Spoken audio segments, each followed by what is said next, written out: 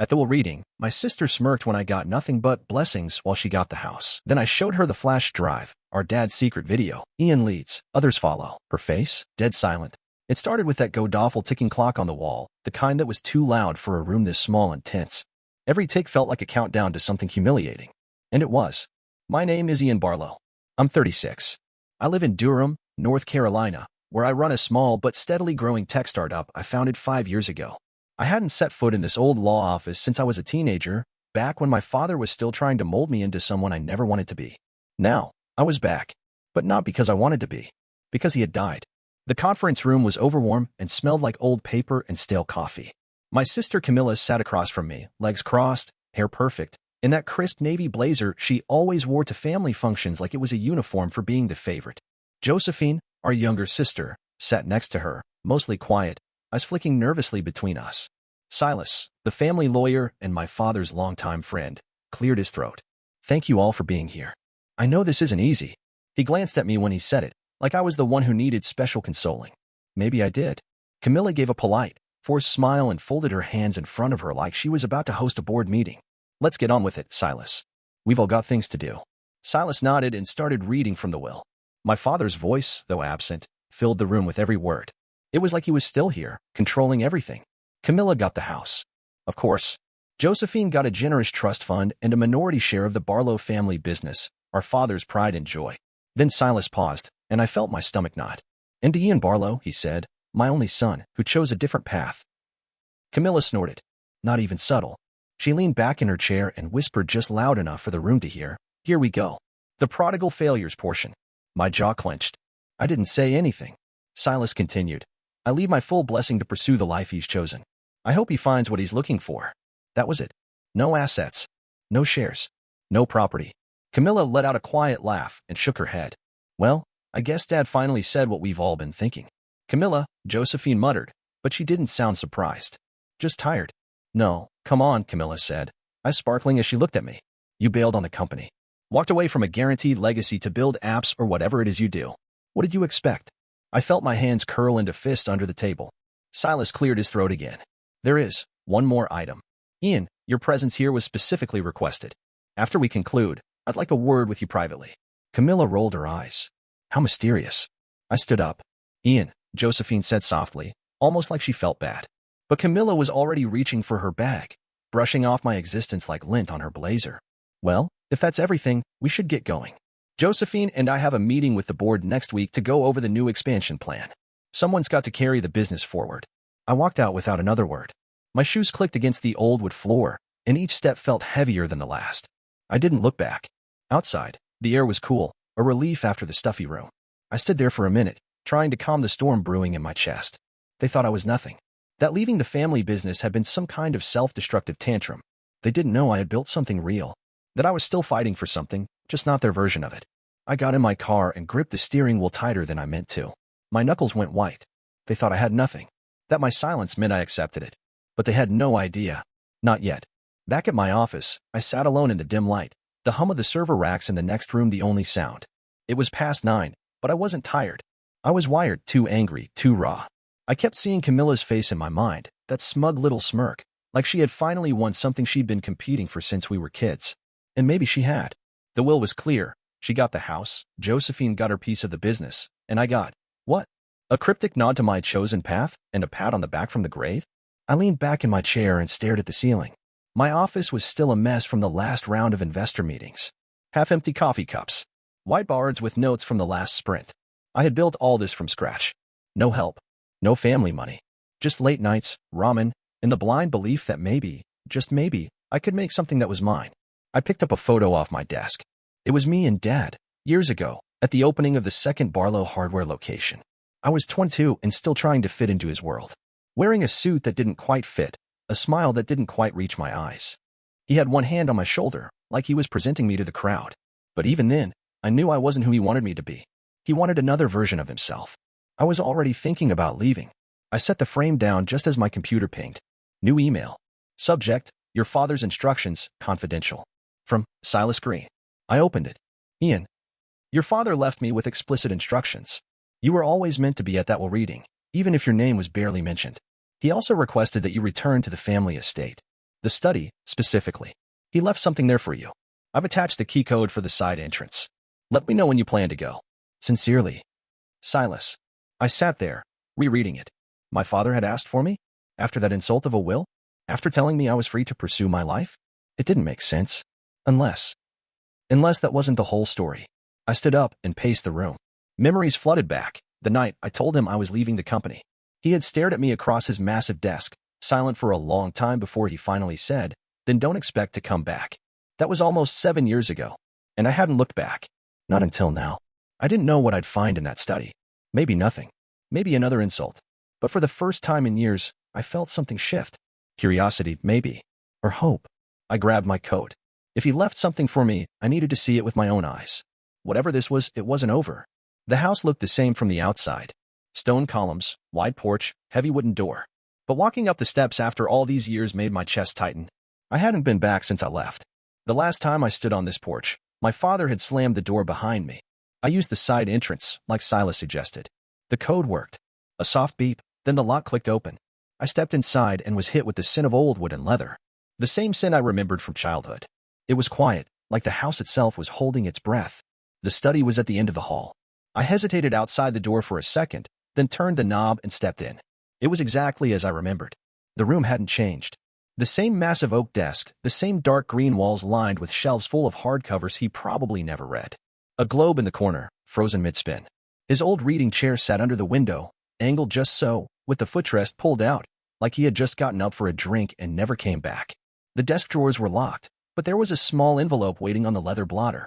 My name, written in his sharp handwriting. I stared at it for a few seconds before picking it up. Ian. I know the will was a disappointment, maybe even a slap in the face. I won't defend it, only say that it was written the way it had to be. I also know we didn't part on good terms. I said things I regret. I hope you can believe that. This room is yours now. I instructed Silas to keep it sealed until you came back for it. There are things here that I didn't trust to the board or your sisters. Things I didn't even fully understand at the time. I watched you build something from nothing, Ian. You walked away from what I built, yes, but you didn't walk away from the values that matter. You've got grit. Vision. The kind I was too blind to see while I was alive. I was wrong about you. You were never the weak one. You were the brave one. There was more, but I had to stop. I sat down in his chair, now my chair, and pressed the letter against my knee to steady my hands. My throat burned. I swallowed hard, staring at the rest of the note through watery eyes. There's a key in the top drawer of the bookcase. Use it to unlock the cabinet behind the desk. You'll find what I couldn't say out loud. I'm sorry it took me dying to admit it, but I am proud of you, son. I always was. Dad. I sat there for a long time, just breathing. It didn't erase everything. The years of cold silences, the disapproving looks, the fights. But in that moment, all I could feel was recognition, like he had finally seen me for who I was. I found the key and unlocked the cabinet behind the desk. Inside were stacks of folders, labeled in his blocky print. Ian, forecast, Ian, integration plan, market trends, R&D merge concepts. My name on all of them. He had been following my company, studying it, planning something. My pulse picked up. I barely noticed as I pulled the folders out one by one, flipping them open, skimming notes, financial projections, SWOT analyses, all tied to my startup, all in his handwriting. I looked around the room, his room, and realized something. He hadn't just left me this space. He had left me the beginning of something bigger. I spent the rest of the night in the study. Papers spread across the desk, floor, armchair, anywhere I could lay them out. The deeper I went, the more it hit me. My father hadn't just watched my company grow. He had analyzed it like it was part of his own portfolio. Detailed market projections. Notes comparing my software platform to legacy systems in the Barlow business. Handwritten suggestions for product pivot options. He wasn't just watching, he was planning, integrating, preparing. For what? I wasn't sure. One folder, labeled Confidential, Barlow Future in bold letters, had a sticky note on it in his handwriting. Ian leads. Others follow. That stopped me cold. This wasn't the man I remembered. Not the one who once told me, "You'll come crawling back when it fails." That man had scoffed at startups, said Silicon Valley was just a fancy name for gambling. So why was he building all this? There was a flash drive tucked inside the folder, along with a typed document marked Video Message, Personal. I plugged the drive into the study's old desktop, thankfully still operational, and waited. The screen flickered. Then there he was. My father. Wearing that same gray blazer he always wore to quarterly meetings, standing in front of the Barlow family crest. His face was serious, but his eyes, they looked different. "Ian," he said, If you're watching this, I'm gone. And if Silas did what I asked, you're sitting in my study, trying to figure out what the hell I was thinking. He gave a small, crooked smile. Let me save you some trouble. I was thinking about you. I sat forward, barely breathing. I knew early on that you had something I didn't. You saw where things were going. I spent too many years trying to pull you back into a world that's dying. That was my mistake. He sighed, like he was laying down a weight. But I didn't stop watching. I saw every milestone you hit. Every investor you brought in. I read your patents, Ian. All of them. And I realized something. He paused. You weren't just running from our legacy. You were building a new one. I swallowed hard. The room felt suddenly too quiet. I started developing a plan to merge your platform into Barlow's infrastructure. It wasn't about taking over your company. It was about finally catching up. You were 5 years ahead of us. Maybe 10. And no one on the board had a clue. He leaned closer to the camera. You're the one who can take this family business into the next generation. Not Camilla. Not Josephine. You. The video faded to black. I sat back, numb. The flash drive still hummed in the USB port, but the message was over. And I knew now. Everything I'd been working toward hadn't been in vain. My father had seen the potential. He just couldn't say it when it counted. But he had found a way to say it now. And if the board was still operating under the assumption that Camilla was the heir apparent, well, they were about to be very, very surprised. We met at the estate the next afternoon. I didn't ask. I told them. I sent Camilla and Josephine a simple message. We need to talk. Come to the study. Now. Camilla showed up first, wearing her usual blazer and an expression that screamed inconvenience. Josephine followed a few minutes later, quieter, her face wary. I assume this is about your little inheritance tantrum? Camilla said as she walked in. Because if this is going to turn into some pity play about how unfair the will was. It's not about the will. I cut in, standing behind the desk, our father's desk. My desk now. Camilla raised an eyebrow. Then what is it? I slid a folder across the desk. This is what he really left behind. Josephine picked it up first. She opened it slowly, scanning the contents, her brows pulling together. Camilla didn't move. What is it? She asked, arms crossed. Plans, I said. Dad's plans. For the future of the company. Integrating my startup into the Barlow brand. Transforming it. Camilla snorted. Oh, come on. Dad hated what you were doing. He said it was a waste of time. He said that to my face. But behind my back, he was working on this. I held up more folders. Designs, notes, strategy models. He was watching everything. He believed in it. In me. Camilla laughed, loud, sharp, disbelieving. You honestly expect me to believe that Dad, the most traditional man in the world, wanted to turn his company into some Silicon Valley playground. He didn't want to destroy the business. He wanted to evolve it. Josephine said quietly, flipping through the documents. I looked at her. You believe me? She nodded slowly. This isn't something you could have faked. The handwriting, the files, and the USB. What USB? Camilla snapped. I slid the flash drive across the table. Video message. From him. Recorded months before he died. Camilla didn't reach for it. Of course there's a video, she muttered. And I suppose in it, he tells you you're the golden boy now? No, I said calmly. He tells me I was right to walk away, and that the future of Barlow depends on what I've built. Josephine looked at me then, really looked, and for the first time, I saw something shift in her eyes. Understanding, maybe even regret. But Camilla just scoffed. You can wave papers around and show me videos, but none of it matters. You're not on the board. You're not an heir. You're a glorified freelancer with daddy issues. I leaned forward. Dad didn't trust the board to carry this forward. He trusted me.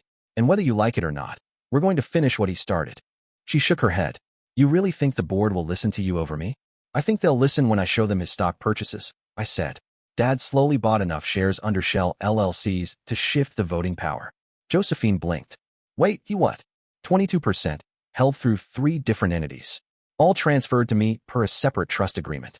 Silas is finalizing the documentation. Camilla's mouth opened, then closed. This is a hostile takeover, she whispered. No, I said. It's a rescue mission. Josephine closed the folder and looked at Camilla. We need to think about what's best for the company, not our pride. Camilla didn't answer, but she didn't leave either. And that, I knew, was the beginning of the end for the old Barlow legacy, and the start of something new. I barely slept that night. I sat in the study until nearly dawn, surrounded by notes and folders, trying to piece together what this meant. For me, for the company, for the family. The lamp buzzed overhead, casting soft light across the oak desk as the weight of my father's legacy settled on my shoulders. By mid-morning, Camilla called a meeting. Not at a boardroom. Not in her office. Back here. In the study. I think that alone said more than anything else. Josephine arrived first, dressed down in jeans and a sweater for once, her hair tied back. She looked calmer, tired, but thoughtful. Camilla walked in 10 minutes late, like always. But the edge in her voice was gone. We sat without speaking for a moment. Then Josephine broke the silence. I watched the video. Camilla looked down at her folded hands. He really wanted this, didn't he? Josephine said. I nodded. It wasn't a whim.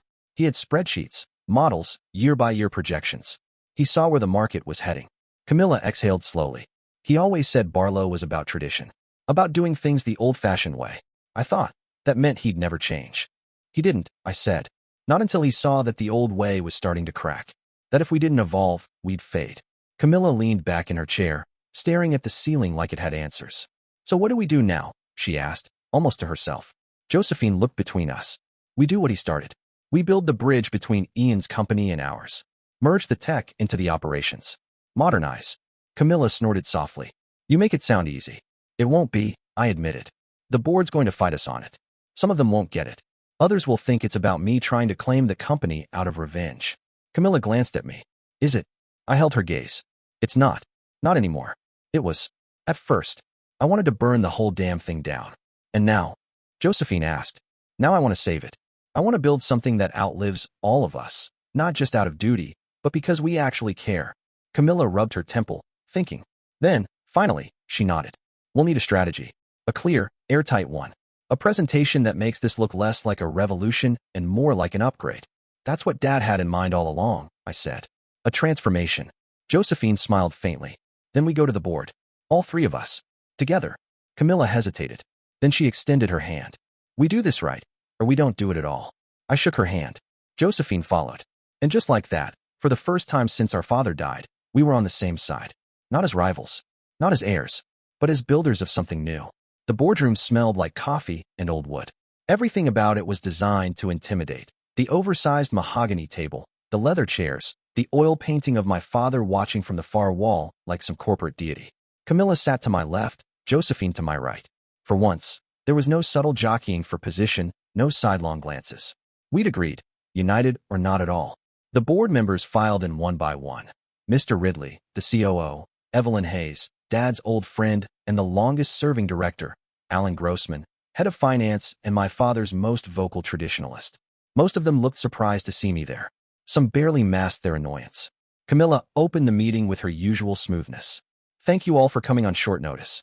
As you know, we're facing new challenges across operations, market positioning, and future scalability. Ridley adjusted his glasses. And you've brought in Ian. He didn't hide the skepticism in his voice. Josephine jumped in. He's not just here. He's leading the transformation strategy our father designed before he passed. That got their attention. Alan leaned forward. Excuse me? Transformation? That's not what was outlined in the transition memo. Camilla gave him a tight smile. Because Dad didn't trust the board with it yet. He left it to us, and to Ian. I stood then. No blazer, no tie, just me, in a fitted shirt and slacks, the way I always showed up to pitch investors. Calm. Direct. My company has developed a logistics and operations platform that your competitors are already trying to copy. Your supply chain is outdated. Your analytics system is barely functional. What I've built is already profitable and scalable, and Dad knew that. Alan raised a brow. You think we're going to let an outsider hijack decades of family tradition? I didn't blink. I'm not an outsider. I'm a Barlow. And I have proof this is exactly what Dad wanted. Josephine slid the documents down the table. The video transcript, the signed transfer of shares, the research Dad had compiled. But I had saved the ace for last. Dad knew you'd resist. That's why he moved stock quietly into a trust, distributed across 3 holding firms. As of this week, those holdings are consolidated under me. Evelyn sat up straighter. How much? 22%. Gasps. The math started clicking in their heads. With Camilla and Josephine siding with me, that gave us a majority. Alan turned red. This is a hostile takeover. No, Camilla said coolly. This is succession. The way Dad planned it. Evelyn looked thoughtful. And this tech, it works? You've proven it in the market. 5 years. 11 clients. 2 patents pending. Positive cash flow, I said. And it plugs directly into our infrastructure. Silence stretched. Finally, Evelyn nodded. Put it to a vote. One by one, the hands went up. It wasn't unanimous, but it was a majority. The motion passed. Alan slammed his folder shut and muttered something under his breath as he stood and stormed out. A few others looked shaken, but the decision was done. We had control, not just of the company, of the future. As the room emptied, Josephine leaned over. He would have loved this, watching you throw numbers in their faces. Camilla actually smiled. You didn't do half bad in a boardroom after all. I exhaled, finally letting the tension out of my chest. Yeah, I said. Turns out I'm my father's son after all. After the vote, the three of us returned to the study. No suits, no tension, just the soft creak of the wood floors beneath our feet and the strange, quiet feeling that something big had finally landed. Silas was already there, waiting in one of the leather armchairs like he'd been expecting us. I take it the board meeting went well? He asked. Well enough, I said. They're rattled, but they'll adjust. He gave a small nod, then reached into his briefcase and pulled out a thick envelope. Your father instructed me to give you this once the board decision was made. Josephine leaned forward, curious. What is it? His final letter, Silas said. Not part of the will. Just something personal. Camilla raised an eyebrow. To all of us. Yes, Silas said. Addressed to the three of you. Together. He handed it over and stood. I'll give you a moment. When he left, I opened the envelope slowly. The paper was thick, heavy, the kind he always used for important things. Camilla moved to the edge of the desk. Josephine pulled up the armchair across from me. I cleared my throat and read aloud. My children, if you're reading this, you've done something I wasn't brave enough to do myself. You found a way to stand together. I spent too many years forcing an idea of legacy on you. I thought protecting the family business meant preserving every part of it, including its flaws. I see now that wasn't strength. That was fear. Ian, you were right to walk away when you did. I was angry not because you failed me, but because you reminded me of how small I'd allowed my world to become.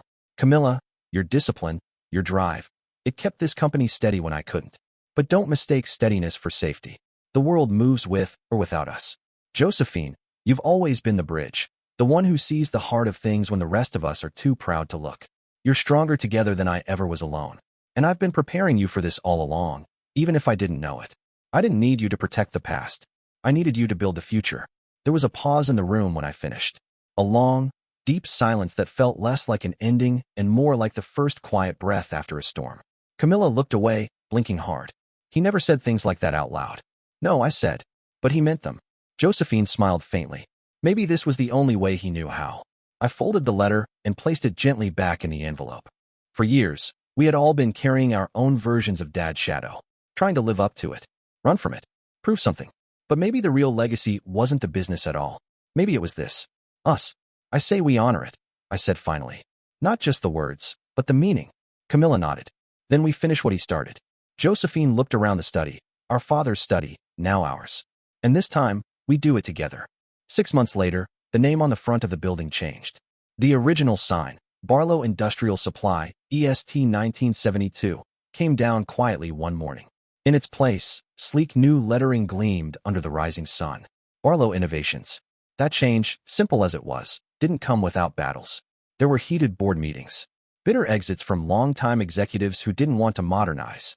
We faced customer skepticism, internal resistance, and more than one investor who threatened to pull out unless we stuck to what we knew. But we didn't bend. We adapted. And we grew. The integration of my startup into the Barlow ecosystem was the start. But what we did after, that's what made it work. We overhauled logistics. We streamlined procurement. We built a customer-facing app that took 3 outdated portals and turned them into one real-time platform. Josephine led the cultural shift inside the company, retraining old employees, hiring fresh talent, smoothing egos. Camilla handled the finance and partnerships, fiercely negotiating new supplier terms and keeping our books razor-sharp. And me? I led product and development. I took what I built in a garage and scaled it into something that could power a company 3 times the size. We rolled out beta pilots across 3 regions, then 5. Within 2 quarters, we were operating in 15 states. The old Barlow was slow. The new Barlow was alive. One afternoon, I stood at the edge of the factory floor, watching a robotic loader navigate a delivery lane that used to be a mess of manual processes and paperwork. An employee I hadn't met before came up to me, smiling. You the tech guy? I chuckled. Something like that. My job's easier now. Smarter. I get home earlier. Appreciate whatever you're doing up there. Up there. I nodded, shook his hand, and walked away, smiling to myself.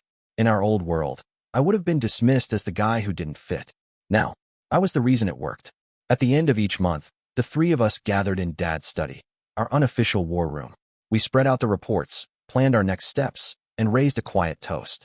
Not to numbers, not to market share, to progress. Camilla surprised me the most. She still had her sharp edges, still rolled her eyes when Josephine got too idealistic, still asked 3 questions for everyone I answered. But she started listening. And slowly, she started trusting me. I get it now, she told me one night as we reviewed projections. You weren't trying to leave the family behind. You were trying to move it forward. I nodded. Took you long enough. She smirked. Don't push it.